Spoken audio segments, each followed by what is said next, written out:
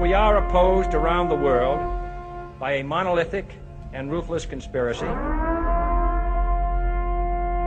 that relies primarily on covert means, on infiltration instead of invasion, on intimidation instead of free choice, on guerrillas by night instead of armies by day. There is little value in ensuring the survival of our nation if our traditions do not survive with it. All right, welcome to episode 174. It is I, your host, Coffee Long, coming to you unsupervised, unmedicated, and an unchecked threat to society. I am down in the mouth and unstitched in my soundproof underground lair. And really, man, just standing by for what I'm sure will be... dude, I mean, let's not fuck around here. I mean, what is probably going to be the last 4th of July where this country even loosely resembles what it was supposed to be or whatever. Everything is happening... Everything bad is happening very fucking fast, man. I guess this last week, well, I'll tell you what, here's what we'll do this week, man. Let's talk about, I got an idea, like I'm going to just go through some random news shit, like some all-purpose news type shit, and see what there is to see, instead of trying to look, and like, hey, let's see what there is, and I'll make notes, and then I'll talk to you about it. Like, let me look and see what there is. We'll look together. We'll look as pals, as friends. Here we are. And then I want to talk through the fate of empires in a little bit more detail. That's a paper by John Glubb written in 1970-something. I want to say like 77 or maybe 76. I don't remember. Anyway, the dude makes a lot of interesting points, and it's a lot of stuff that pretty much applies today and pretty much spells out where we're headed on this this dump truck ride to fucking nowhere. So let's get into it here. So first, I'm thumbing through some all-purpose news. You know what I do see is there's a lot of Zoran Mamdani. Like, they chug this guy. They chug this dude like a son of a bitch. Like, here's one about, he was going to expand the NYPD, but now he's not. There was one I just saw. Let me see if I can find it again.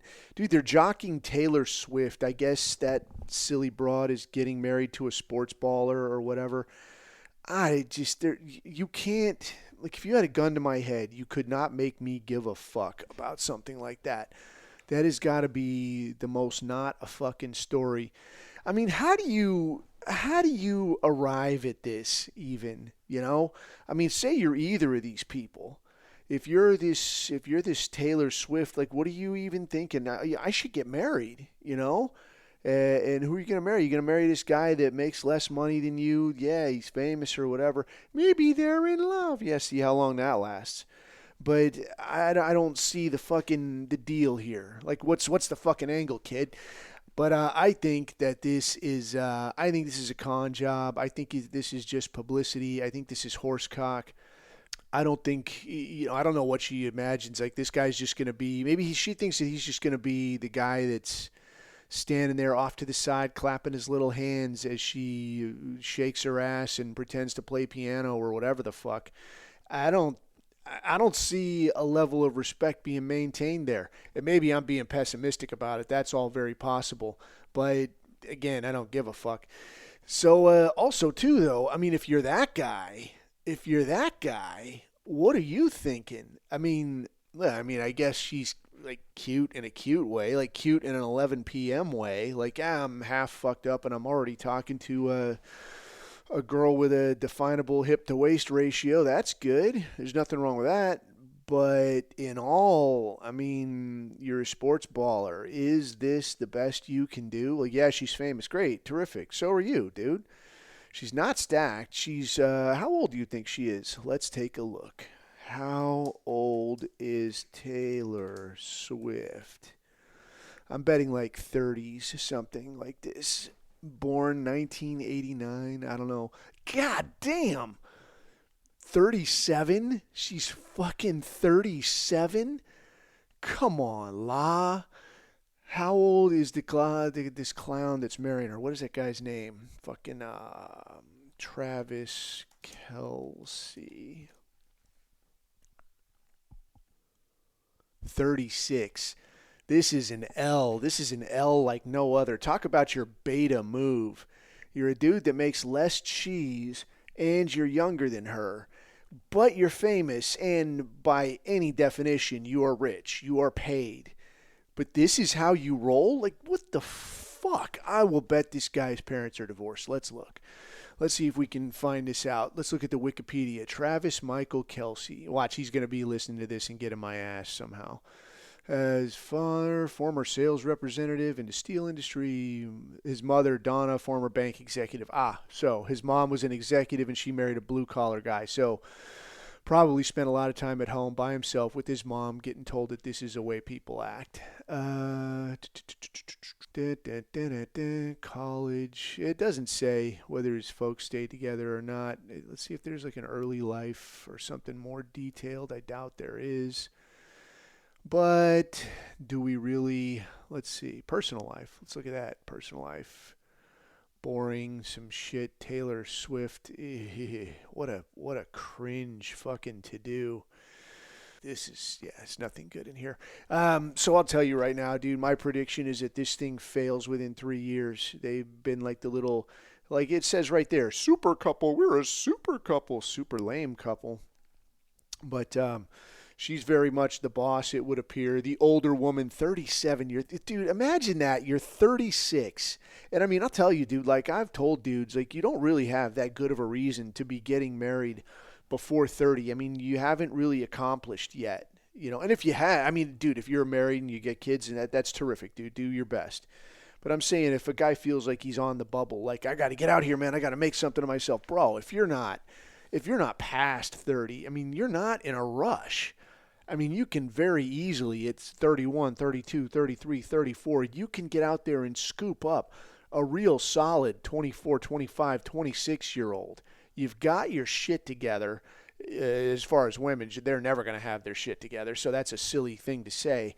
But, I mean, and again, our girls aside, and married women doing the things they're supposed to do, which, again, all the respect in the world and that shit, but your standard single girl dating market, like get the fuck out of here, dude. I mean, you'd have better luck, getting a kindergartner to help you tie your shoes, So trying to find, like what are you gonna wait it out? And now, she's 34, 35, 36. Now she's got her shit together. No, she's just older and still has back taxes. So, dude, I didn't even see that this was the case. Oh, obviously I didn't see because I don't give a shit. But I mean, it's just kind of indicative to me. This should be like a mark of shame, but it's being covered everywhere. Like, what's hot in the news right now? Oh, here's a young, by every metric, successful pro athlete, and we'll get to this. How is this exactly successful? But what's this guy doing? Oh, he's marrying an older woman. And if he was, I don't know. Even if the guy was like 24 and loaded and marrying a 25-year-old blazing hot hostess from Applebee's, you could almost let that slide. You would still have some questions, but you could let it slide, I guess. But this is embarrassing, and it's almost like they're shoving it in your face to like, look, see, girls can be in charge of stuff too. Like, dude, what is this, man? She's gonna shit can this guy inside of 3 years. If I'm still doing this, if I'm not in a camp by then, good chance I will be. But if I'm not locked up by then, I'll make sure to revisit. And as soon as, and who knows, it won't take that long. She'll probably like, yeah, we just had, he wasn't respecting my work schedule and my show schedule. And he was like all standing there and everything. And sometimes he wanted a sandwich. And I just don't, like, that's not for me. So she'll have to shake him off or whatever. Anyway, what else is going on out here? I look at Zero Hedge. Tibetan man sets himself on fire outside UN headquarters. Don't care. Cafe bombing kills 9, wounds 22 in busy area of central Damascus. I'm not surprised. Shocking footage of Britain's two-tier policing. Yeah, no shit. Police attack white guy, ignore mob of blacks punching him. So, yeah, long and short, white kid gets, we saw this one. Somebody posted this in the chat. Basically, white kid's getting fucked with by a stack of nons, and now here he gets gripped up by a couple of she cops. This is just, I'll tell you, dude, rewinding to that, what is that, Citizen Vigilante situation. I mean, I had to give it some more thought, and yeah, I think there probably is a degree of the Hebrew attempt to sort of corral the sentiment to say that, like, hey, look, it's the Muslims that are the problem. Just deal with that. Just, hey, maybe a judge or two who legit turns rapists loose and has a drug problem. Just be happy with that, okay? Just do that. Or you can watch us do it. That's even better. But I think there's going to be the American History X factor. Oh, that's a good phrase. The American History X factor. So I think that's going to be the situation where people are like, yeah, you know what? Fuck this. Let's start smashing. And they're going to try to reel it in and like, no, not us. No, you too. And what you see, dude, what I'm getting at here is like that piece of that film. And I had to go back and think of this. And I listened to a few more talks on it. I listened to one by like an absolute lawbert. And I do feel like some of these lawberts are starting to get a little bit of the hint. But I was listening to a deal called Radio Contra, and it's this former, I don't know what the guy's deal was. I think maybe he was a ranger or something. But this guy puts out, once in a while, puts out a podcast and mostly just shills his product for like the first 20 minutes, which I'm not going to lie, dude, it rubs me the wrong way. I don't like that shit really. Like, I feel like at this point, if somebody's listening to something and they really want something that somebody is putting out, like, you ain't got to shill, bro. You ain't got to advertise. Like, people will come and find you. But then again, I'm probably not the best businessman in the world, so maybe I'm fucked up. But, yeah, I've always kind of had a distaste for that. And I'll tell you, like, some of the cats in the chat, some of the guys that helped me keep this functioning properly, especially where like Telegram and such is concerned. Guys help me out and they're like, bro, you got to fucking do this, and this, and you got to put this shit out and, get people this. I'm like, dude, I don't, I prefer having it where like it's sort of a speakeasy kind of a thing, like a kind of an on the down low thing, and you don't shill too hard. Anyway, I was listening to this deal then, Radio Contra, and this dude had, a couple of takes on the Citizen Vigilante deal, and I'll tell you, like, this guy is not up on the JQ, and if you listen to it at all, like, I think it is, like, it's sort of quasi-banned enough where you got to actively type it in, like, to your Spotify or whatever, you got to type it in just so, you can't misspell it, and then it'll pop up, and it'll be like, oh, this? Oh, do you want to subscribe? Well, here, I'll unsubscribe you also after this, but here, you can, yeah, here it is, yeah, if that's all you wanted, just say so. But he had a couple of takes on this. No JQ awareness, but he did make a couple of good points. One that was kind of a semi, all right, whatever, what if you skip breakfast type point that I guess we could hit on. But the other one I want to hit on a little bit further because this I found rather illuminating. And so the first thing that the guy was talking about was this idea of, the piece that we've all kind of talked about where he's got the judge in the car and he steers into oncoming traffic and he's like, look, I'll show you. And he steers into oncoming traffic. The car in the oncoming lane flashes their lights and honks their horn, and then they veer off into a ditch, and the car rolls over and somebody probably dies or whatever. And he's like, there, see what I mean? And he's like, yeah, so instead of just breaking the law and going into our lane, they went off into a ditch and probably died. And, like an initial take is like, well, what are you showing me here? Like, what is this guy, like, you just, watch me just smoke this person. It's a good chance you're out in the countryside someplace. It's probably another white person, and now they're just dead, so you can make a point. Yeah, that's a take. That's an angle. And it was my initial take, too. But hearing a little more about this guy, about the films that he makes, which everybody says, I mean, across the board, this Lawbert guy included, Everybody says this is not a good movie. As film goes, this is not a good movie. It's clunky. It jumps around. There's pieces of it where it appears he's been arrested, but you don't really get any closure on, like, well, so what, is he fucking arrested? What the fuck's going on here? I don't know. But just hearing about the way that this guy makes movies, that they are exactly that, just kind of shitty, kind of jumpy, kind of all over the place, that maybe this is really like imagine you're in a bar and you're talking through, like, well, imagine a situation like this. I'm driving down the road. I steer into oncoming traffic. This guy coming at me, he wants me to move. I know I'm in the wrong place. He knows I'm in the wrong place. He's flashing his lights. He's honking his horn. And then instead of breaking the law himself and steering into oncoming traffic, he just steers into a ditch and dies.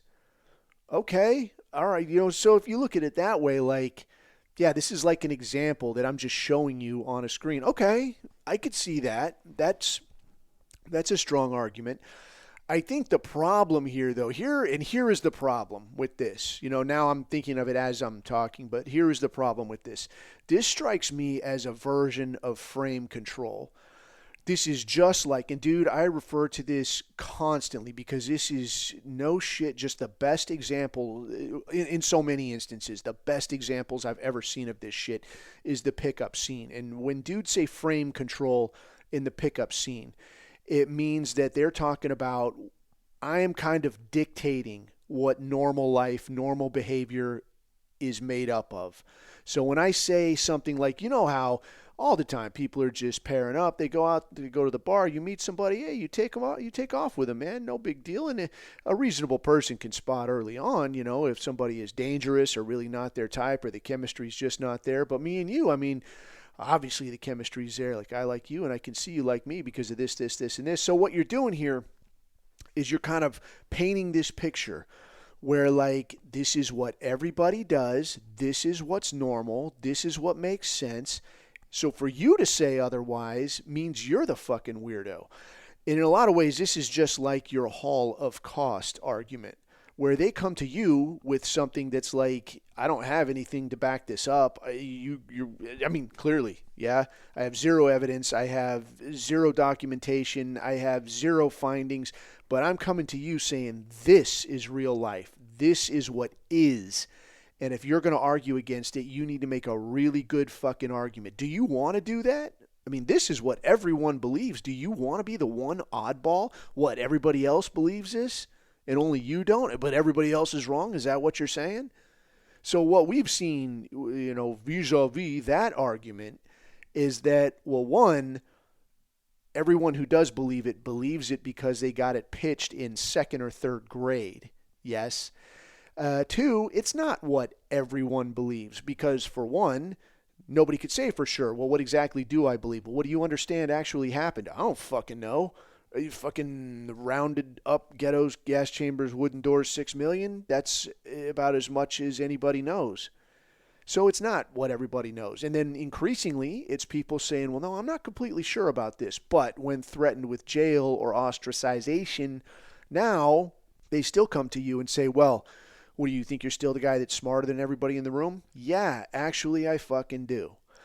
But in this case, you have to be the one that's willing to say, yeah, I'm smarter than everybody in the room. When you look at something like a pickup situation and you're not putting anybody on the bubble, nobody's job is on the line. All I'm saying to some woman who's got more than a few drinks in her is that, yeah, this kind of behavior, like you pulling your panties off right here in the bar, actually it's normal behavior. I've seen it before. It's very hot. Yeah, it's very normal.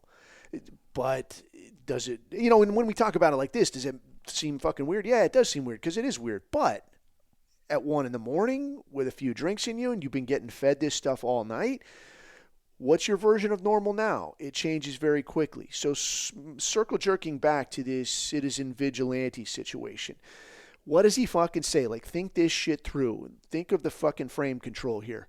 What is he saying? He's saying people are so brainwashed, people are so fucking scared that instead of breaking the law and steering into oncoming traffic, you'll steer into a ditch to your own detriment. You'll harm yourself instead of breaking the law. So If we kind of look back now at the Soviet Union situation, at the Russia situation, where we've all seen this thing at this point, where if a thief gets rolled up and he's got a knife on him, well, this is just, it's what they do. It's how they live. It's what they know. Yeah, it's kind of a little infraction, but do I really want to try to unwind this fucking thing? What am I going to arrest half the fucking country? No, he's a fucking thief. He's already a criminal. Don't make a big thing out of this.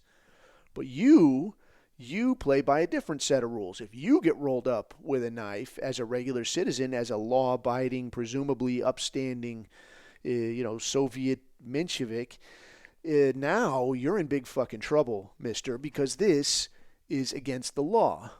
So what you see here is two different sets of rules, where you see these people over here, they're breaking the law, they're doing whatever the fuck they want, and you over here, you're doing your best to walk the fucking line. The question, though, is not it's because you're scared, it's because you're brainwashed, it's because you know that you are playing by two separate sets of rules. If these people get rolled up for rape, for theft, for assault, for walking around with a fucking machete in, let's say on Cook Island, what's going to happen to them? Fucking nothing. They're going to get, at most, like, go pick up trash for a weekend by the side of the highway. That's going to be it. What about you, though? You get caught dropping the hard R, what's going to happen to you? On Facebook, God forbid, right? You say something against the ruling class on Facebook, what's going to happen then? You're going to do time, sir. You're going to go inside. You're going to catch 3 years. You throw a plastic dumpster towards a line of riot cops because you're spun up. Guy got 3 years for that, I guess, just a couple weeks ago. So when I look at this Citizen Vigilante thing, now it kind of makes me think again that on one hand, yeah, maybe the guy is talking about, like he's just showing this to you in a, like, what if you skipped breakfast this morning? Yeah, but I didn't skip breakfast. No, I'm just showing you like an example.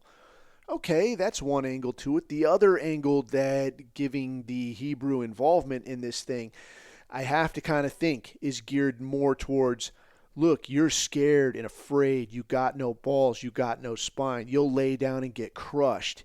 That's how you are. That's how you roll. Maybe you could stand up for yourself, but you'll have to learn how. You'll have to learn how from someone like me, Hebrew Alpha. See, again, this to me is fucking bullshit, dude. Like, we know, I mean, don't come to me and tell me, like, white people don't know how to fight. Don't tell me, like, white people don't have a violent gene in their body. Dude, again, with maps getting redrawn, yes?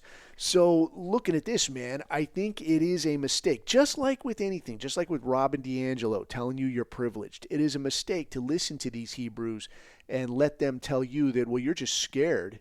You just don't have the balls. No, dude.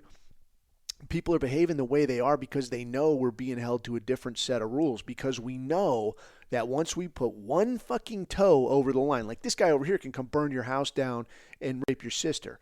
Us, the second we put one toe over the line, you're going to have to be willing to go all fucking in.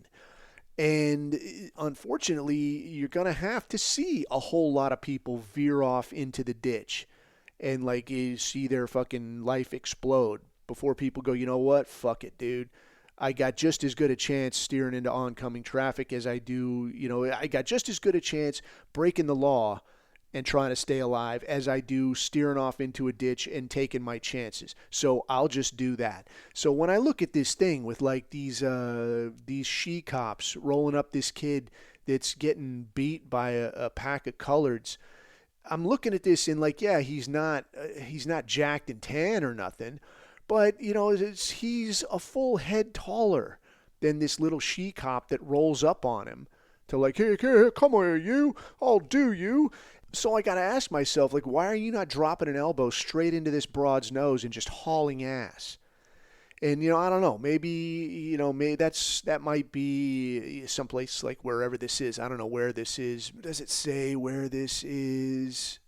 Birmingham, which I understand to be a hotbed of street shitter activity. But I mean, again, like we talked about last time, I think this is where if you're going to go a place like this, and like, should you have to always be so careful? No, you shouldn't have to, but you do have to. Just like women saying like, I should be able to dress however I want. Or what are we in the fucking should business now? Yeah, you should, but you voted to let in all of Pakistan. So now you need to watch your fucking step. I'm not saying it's right. I'm not saying it's cool. It is how it is. So if you were going to be in a place like this, like we talked about last time, I think you would have to start behaving and like, yeah, I'm going out. Let me clean my fucking route. Let me get out here and I got to make a few stops. I got to do I'm gonna wear this hat when I go out, whatever. But I got to do a little switcheroo and pop out of a bathroom or a shopping mall or a large crowded area, some kind of way where I can go on about my life and not worry that like, yeah, if I get into some shit and haul ass, they can't just watch this on rewind and watch me walk out of my apartment and straight to the bar where I get in a fight. So yeah, for my money, I would say like, yeah, it is. I mean, you look at something like this where these she cops roll up and they're hemming this kid up. What more do you need, dude? Like, what more do you need to say? Like, on one hand, you're gonna get beat up by coloreds. The cops show up, they see you getting beat by coloreds, so they arrest you, and you just stand there and take it. Like, pretty clearly, the cops they're basically enforcing steering you off into the ditch. So it's like, why not just drop an elbow into her fucking head and haul ass? Like, oh, here, come here, you. I'll do you. Zap. Not now, you're not. Poof, gone. I feel like we're inclined to think that the cops are going to like they're prepared for this. And I think there's this tendency to think that like these people are, they're going to come up to you and they're prepared for you to get it on. Like someplace like the U.S., I feel like, yeah, probably with as much as most cops have to deal with nogs and such, like if this guy tries me, I'm going to lift him and drop him on his fucking skull. But I feel like the UK, I mean, look at these little girls they're sending out there. And they send some jamokes out there. And they put a lot of these videos out there. And I do feel like they put a lot of these videos out there of like, look, he beating a fucking senior citizen. Here he's flatlined this fucking schoolgirl. I think they put a lot of this stuff out there. Partly, they make sure it gets out there to make sure that you understand it. Like, yeah, dude, if you fuck around, we'll flatten you. But dude, looking at these she cops, dude, I'm looking at both of them, and it's like, bitch, you can't hold me down. You can't hold me down, law. So I feel like when she just ran up on him, if she said, here, you come here, you're being arrested. And instead of holding still, the guy just puts her in a coma and then hauls ass. And he can do that because, yeah, dude, nobody knows where I came from. I was out for a few pints, paid cash. Go ahead and try to find me, dude. And now I got a route back all figured out, so I'll be back at the house and you won't know who the fuck I am. Good deals, good deals. I mean, that might serve to teach some fucking lessons that like, yeah, hey man, these white people have had their fucking fill. Anyway, that's just my thoughts on that thing. But I don't know what else there is here. I didn't see too much else. There was some bullshit about like Mom Donnie's favorite Taylor Swift song. Let me see if I can find it again. I hope I can't. I don't want to find that. Yeah, I don't see it, man. So I want to move on to this Fate of Empires thing, given the 4th of July deal coming tomorrow. But first, I guess, I'll shill for a couple of things. Well, I'll shill for this, man. If you dig this content, you can find it pretty much anywhere. The RSS feed should be attached right there below. You can put it into whatever your preferred podcast go and finderer machine is. You can find it on the YouTube, on the Spotify, on the iTunes. And probably the best place to find this is at the Telegram, t.me/The Abuse Hour and associated chat. And, for that thing, I do an occasional deal we call coffee break, where it's really like more of an unfiltered take on, whatever the hell's going on. And I pretty much just put it only on Telegram because I'm not trying to get banned or arrested up in here, as they say. The other item I wanted to hit on was, I want to shill for Above Time Coffee. Put it in a cup, put it in your mouth. It's for you. They don't give me anything. I just shill for them, but it's a product made by white people for white people. So, yeah, it's good stuff. So, before we move on then, I want to hit real quick on this birthright citizenship thing, man, because I think really this is the end of the show, dude. This is just the end of the fucking line. Where, I mean, this was a problem anyways, but, basically, and I had been thinking for a while that there was only a few countries that did birthright citizenship like this. I had to look it up, and I looked into it, and essentially all of North America and South America and a couple shitty African countries, they do birthright citizenship, yeah. But again, this is if you're in the country legally.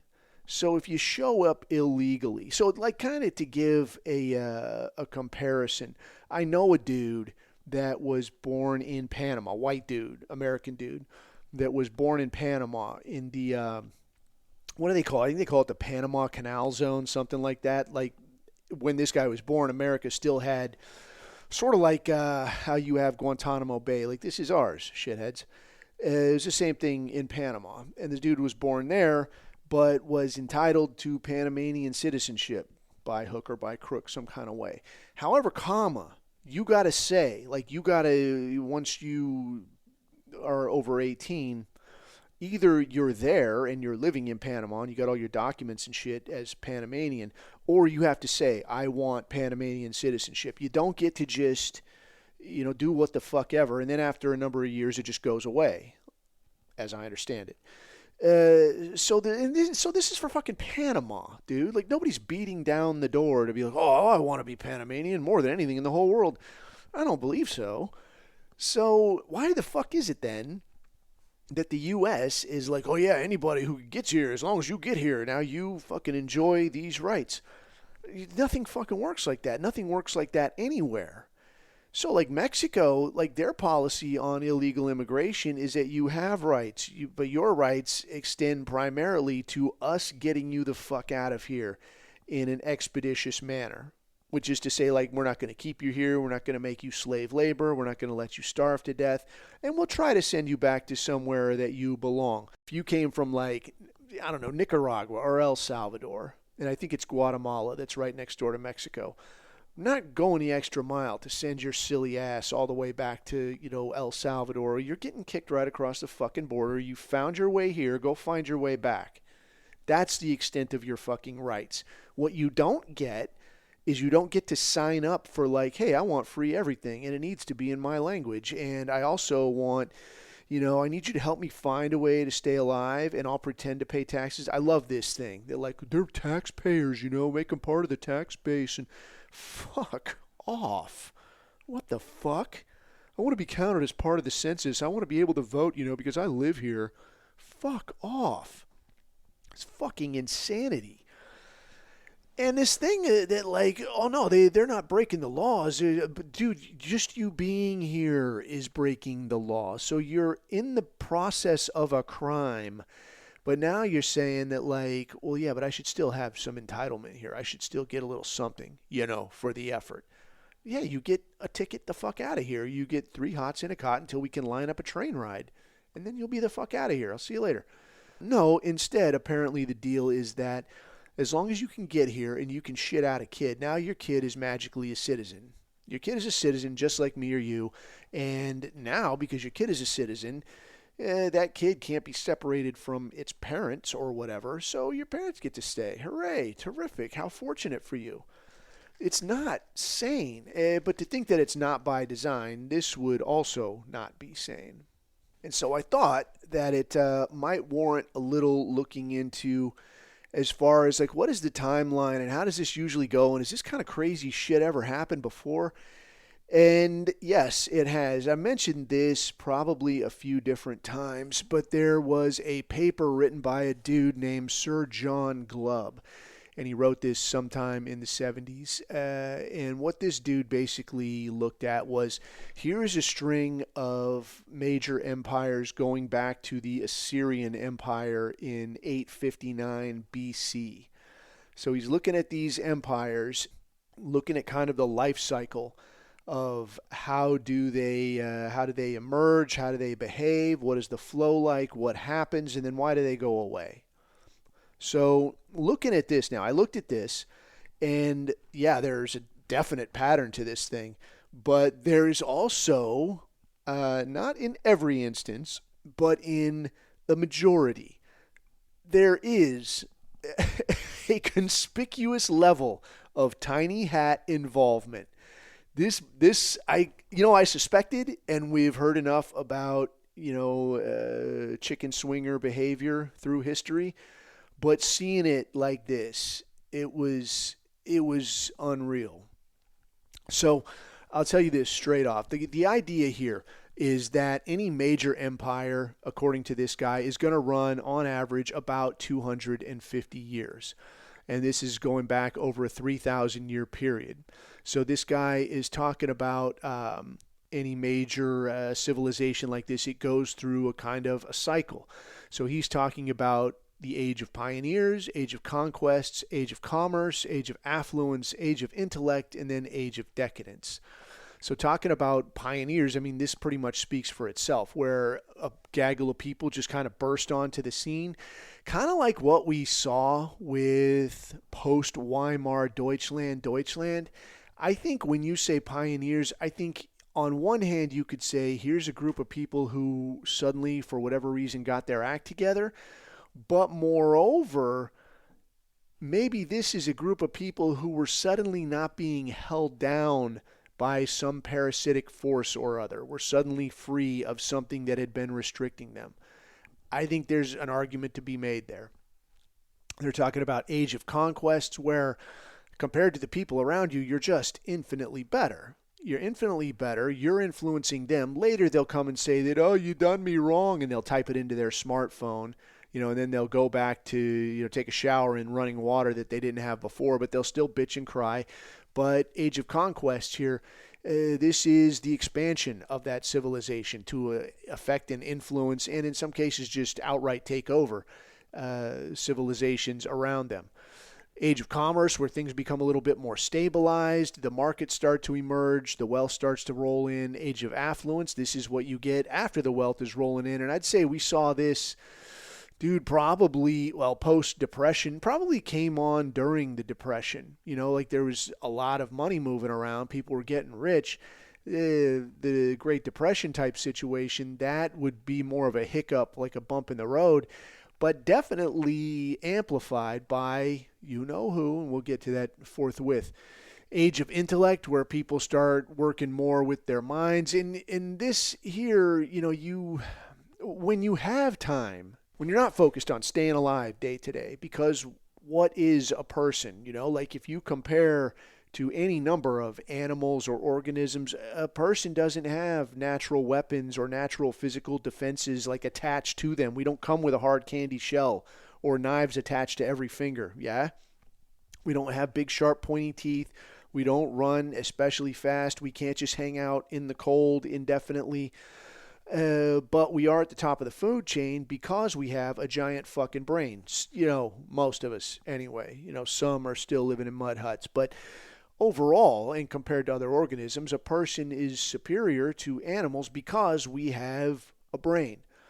But having to focus all the time on staying alive, this keeps you from using the thing that makes you different, that makes you superior.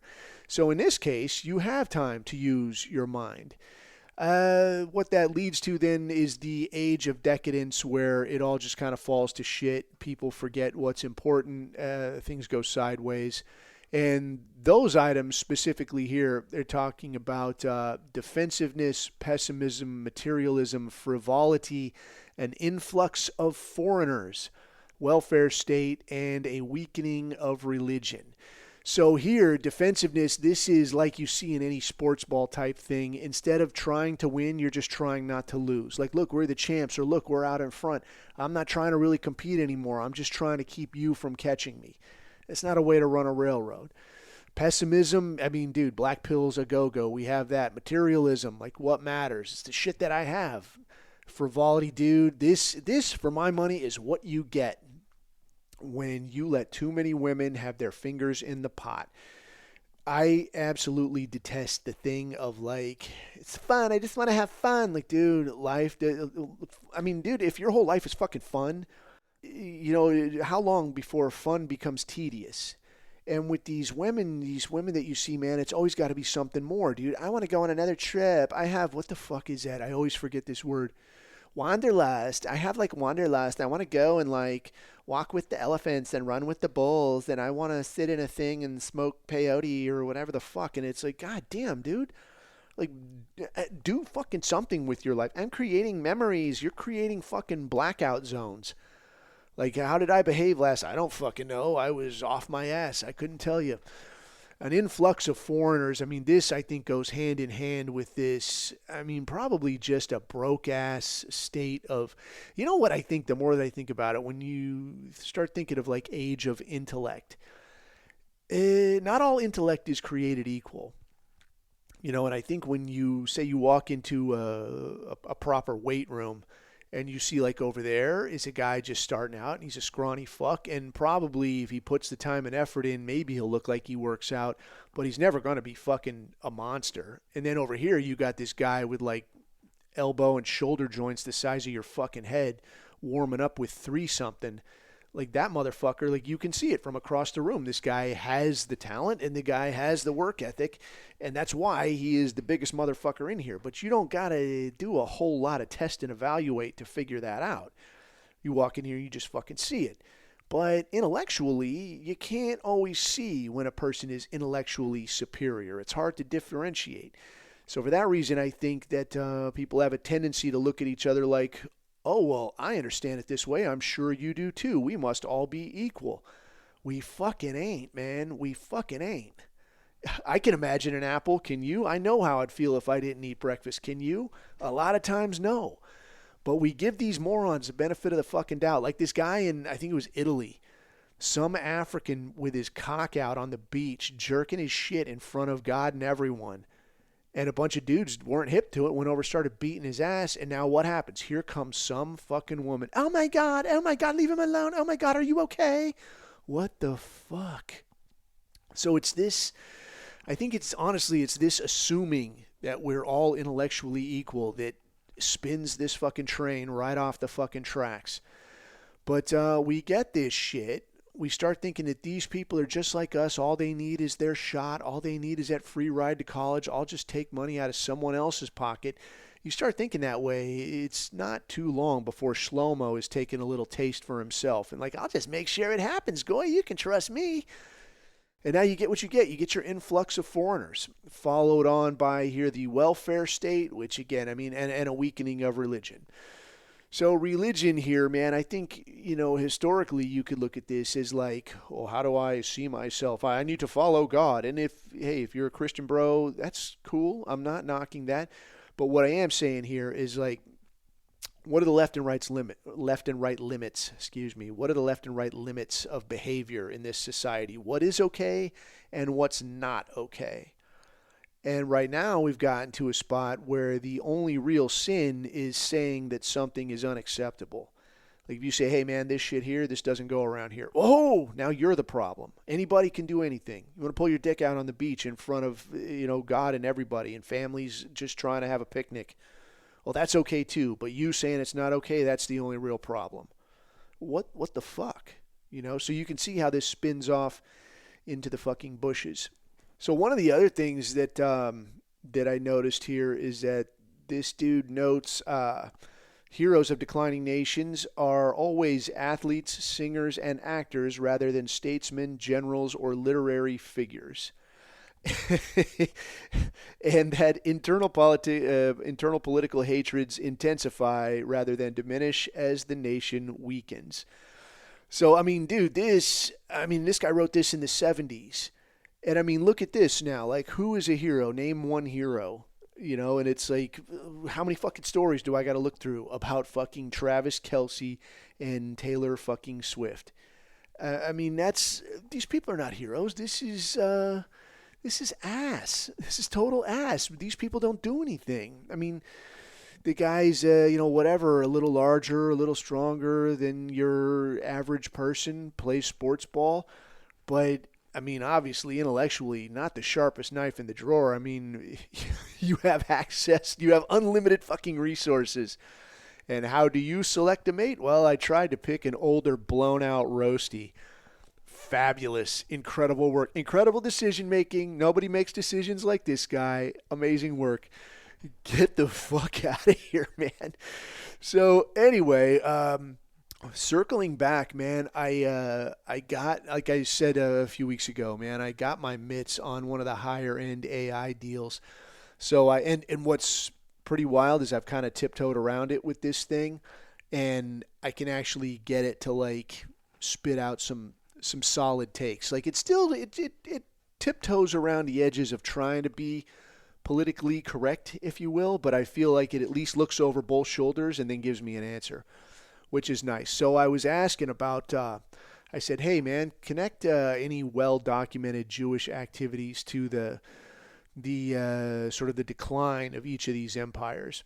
So it spit out like a whole proper table for me, which I thought was fairly helpful. So looking at Assyria, no meaningful Jewish connection, and that's understandable. Persia, again, well, it says here, beneficiaries of Cyrus's conquest of Babylon, but otherwise no meaningful role in the Macedonian overthrow, which would have been the empire that came next. So Greek, Macedonian, Jewish revolts against Seleucid successors, Maccabees, created instability in the Eastern Empire.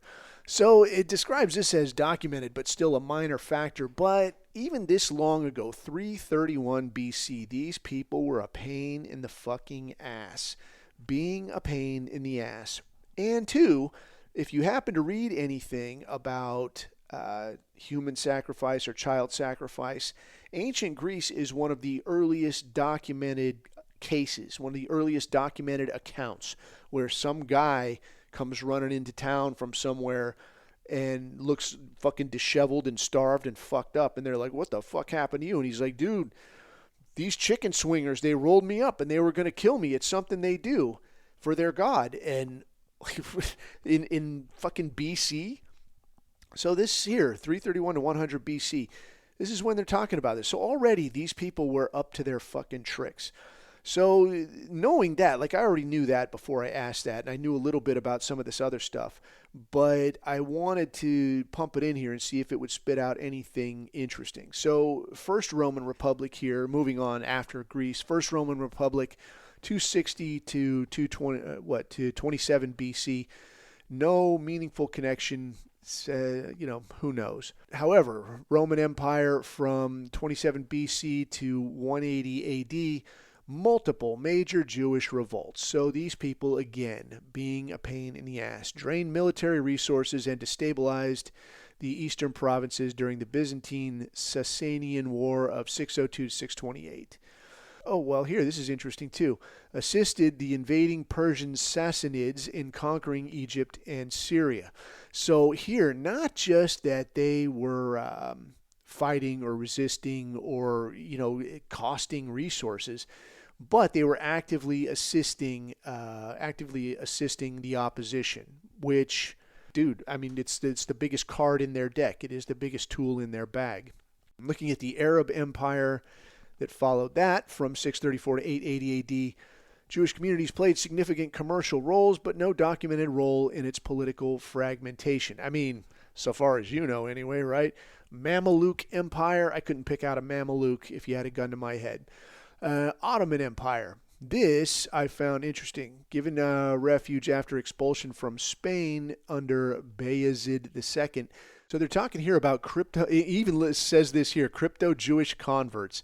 So they got kicked out of Spain, right? So mind you here, when we're talking about Spain, this was, and I covered this in the Spanish Inquisition episode. I don't remember what number it was, and I'm certainly not going to look now. But 711 AD, Jewish residents of Toledo opened the gates and facilitated the conquest of the Iberian Peninsula by assorted Muslim types.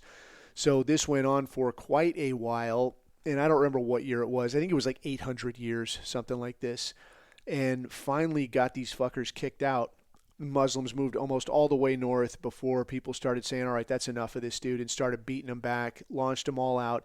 After which, when you hear about the Spanish Inquisition, this is always something that you hear, they just persecuted us for no reason. We didn't do anything. They just wanted our money and our land and this and that. Like, no, dude, you were the fucking problem. As these Muslims moved north, the people they left in charge were these Hebrews who let them in. Yeah. So how they came into so much money and land and authority, it sort of speaks for itself. So once the actual Spaniards took back over, and they tried to do things like convert them, this whole thing. And that just didn't work out, and I can see where like your Spaniards, especially like your hardcore Catholics, they want to believe that like, oh, once you take the Holy Sacrament, you do this, that, and the other thing, then you're, enlightened with the glory of God or whatever. But it didn't work out that way, man. It's that matters to you, and that's great. And if you feel that way, terrific, man. But it don't matter to these coin clippers. It does not matter to the foreskin demon. He does not care. And in a lot of instances, they would try these forced conversions where they would force them into baptisms and this kind of shit. But then there was I read a whole thing about if a Jew had been forced converted or even converted, like on pain of death or on pain of separation from his shekels, that like you could go to like a synagogue or something and you had to say like a whole deal of like, I need to take a bath. Do you want to take a bath? Yes, I need to take a bath. And they would have to do this whole ritualistic song and dance and back and forth and speak in code. And there's some manner of penance, like you'd have to be flogged a little bit or something. And now you're good as new again. You're like good as evil again. But so looking at that now, when you see this term here, this crypto-Jewish converts situation, and they're referred to here as Donme. Okay, whatever. These are people that moved where others got kicked out of Spain in 1491, 92. I think it was 91. I have to check.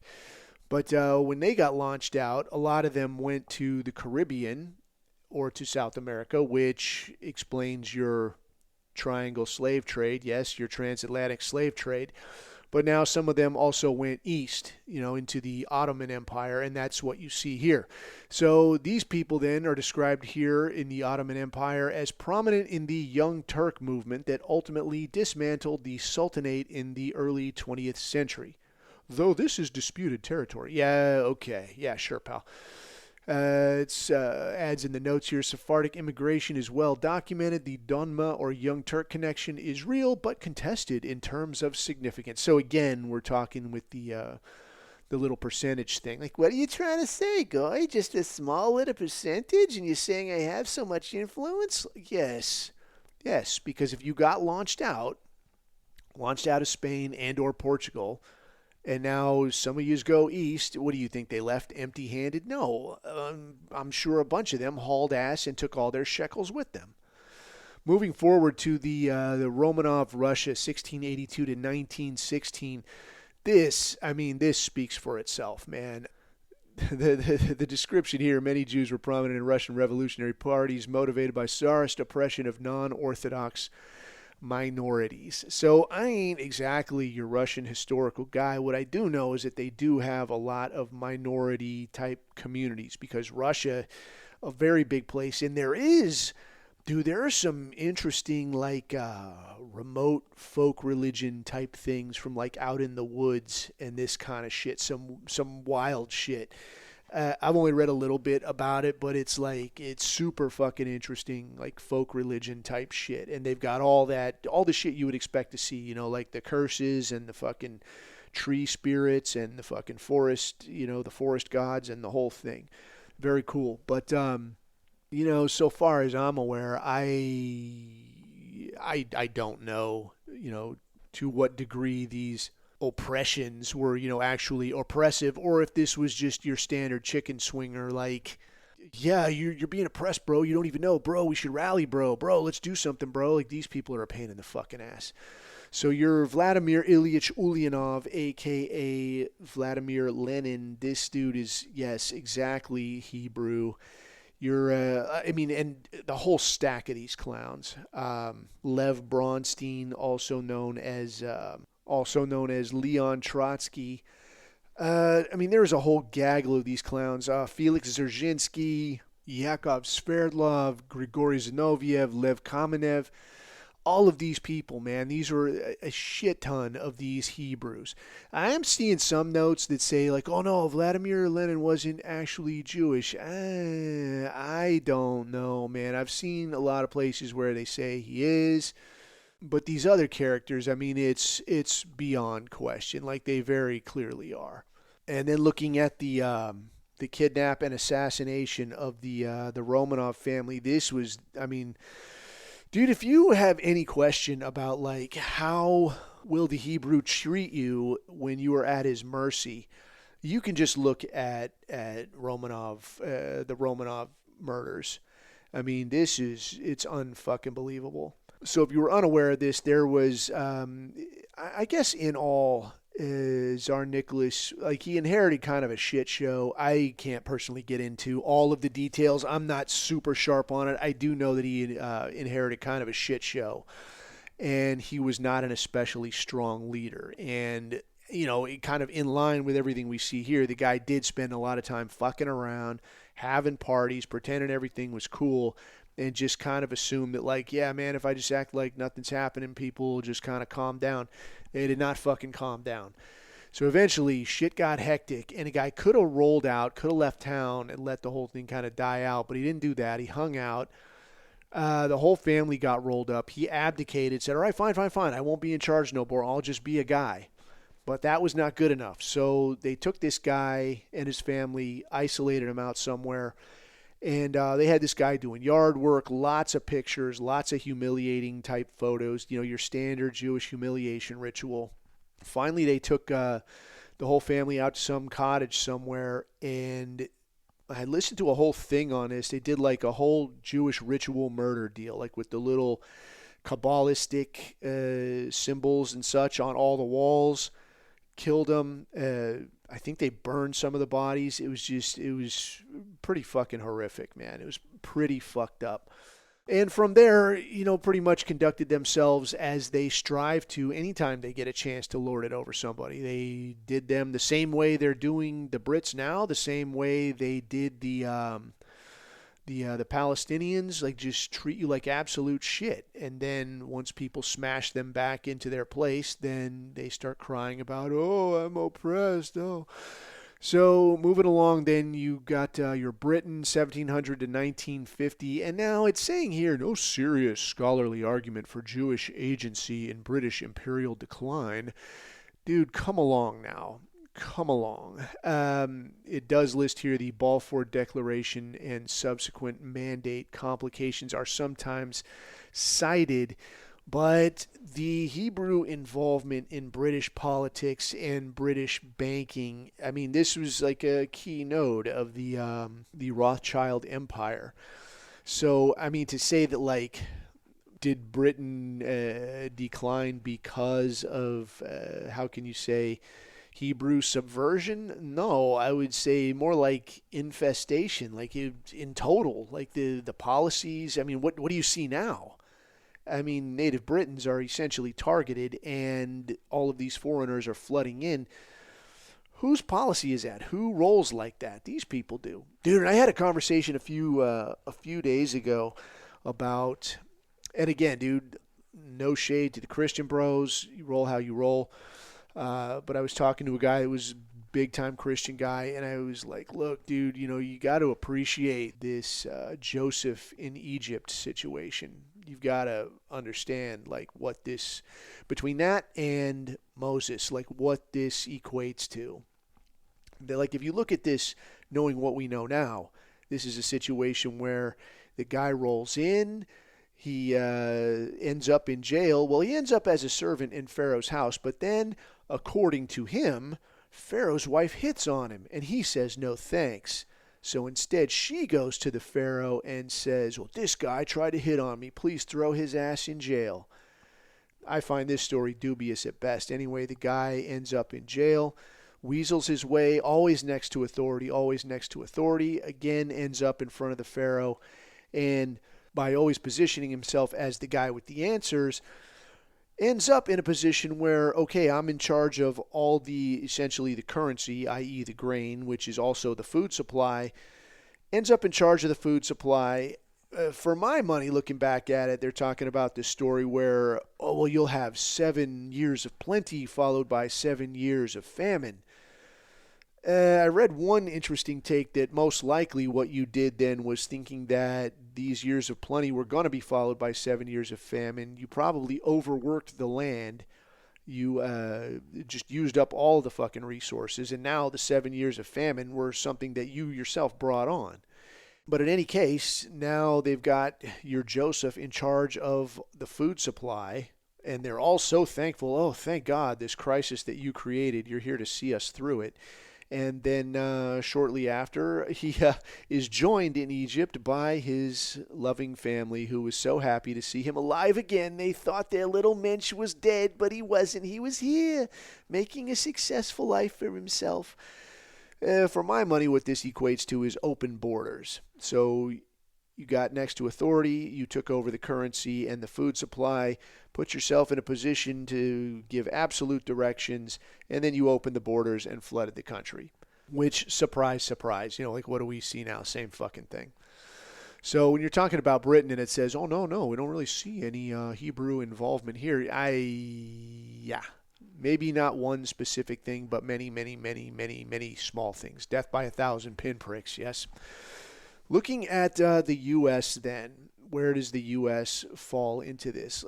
These people are in control of our media, our money, our laws, our universities, our borders. Essentially, every aspect of your life is in some way bent to serve these people. You bust ass, you can really only get a job. You can't get a job if you say the wrong thing about them. Once you get a job, you will follow these laws that they hand down to you. You will pay taxes that will go to serve them first, them in their ethno-state. And if you got a problem with that, too fucking bad. The people that you're in a position to elect, the people that you're going to vote in, that's their priority too. And you're only going to get to vote for somebody who is firmly under their thumb. So when you look at how could a nation collapse? How could such a strong empire collapse? It seems pretty fucking obvious. It's not like some kind of surprise black swan out of nowhere. It's almost like it's structured. Every single pillar that was holding this thing up has been weakened. And looking back through history, we can't go back to ancient Rome or even the Spanish Empire. There's still kind of whispers about it. There's still flavors of it. We can still see the aftermath. We can see what happened in the Ottoman Empire. We can see what happened vis-a-vis the transatlantic slave trade. We can't see exactly what happened in that country, but when we look at things that happened afterward, we say, well, if we had all of this stuff in that country, what do you think probably happened? Obvious what happened. It went to shit, right? These people were fucking parasites. So if you look at your Spain, and this kind of goes back to what I was saying at the beginning, it wasn't just a sudden outburst of energy and productivity for no fucking reason. They were productive because they got rid of these people. So yeah, it's I don't know, man. It's like a cancer that kind of circulates around the world. But to that end, I guess I would say maybe moving forward, we start thinking about, well, what do we have now that we didn't have before? We have a means to pass information around the globe at a moment's notice. And you see, as they are in Britain, they're trying to restrict that, where you can't say anything unless everybody knows who you are. You get on here with your actual face and your ID, and you're going to give us your name, mister. And if you say the wrong thing, well, then we'll just fucking see, right? And we'll see how that affects dialogue. Yeah, maybe that comes down the pipe. It's obviously coming down the pipe in Cook Island. But does it come down the pipe here? It probably will, and it'll probably be under the guise of some kind of safety. We have to protect the children. We have to protect vulnerable communities. So I'm sure it'll go that way before long. But until then, we have the ability to pass this information, to get really solid takes, really tight information, and say, hey, people around the world, you need to watch out for this. So in that sense, man, it is a privilege to be able to put out this crummy podcast. I looked at the little distribution thing, that's whenever I put something out, it'll have a little map, and it is cool, dude. This is not a big production, dude. It's not a quality production either, obviously. But I do have, at least, there's people listening in UK, people listening across Europe. Somebody was listening in Norway. Somebody was listening in Australia. Poor old Australia. Yeah, and a few in India, I guess, and whatever. Dude, somebody was listening in Africa. Oh, and there was even somebody was listening in West Bank. So if that's you in West Bank, whoever you are, what up? Sorry it's going down like this. It's not our fault, man. Like, we don't want to give these idiots this money. They're stealing it from us, man. So, if you're still alive, hope you are. But, yeah, so there you go. So anyway, what I was getting at is that it is a privilege to be able to share some ideas with even a handful of people around the world. But how that responsibility kind of shifts to you is that if you're getting information, or you're getting anything out of this, or if this even gives you a pathway to a clearer idea than anything I'm offering, that sort of puts a responsibility on you that you got to share this shit now. You got to, even if it's just subtly, just float it. Just in a sense of like, hey, what if it's these people that are actually the problem? Just something small, just to put out there. That responsibility sort of shifts to you because we are running tight on time and low on resources. So with that, man, I will leave you to it. I hope for what is most likely going to be one of the last 4th of July that we can enjoy in something that even loosely resembles an America. I hope you have a good time, have a cocktail or two, eat some cooked meats, do your thing, talk some shit. And until next time, man, keep your eyes on the horizon and keep your neck out of the noose. I have been Coffee. These are my takes.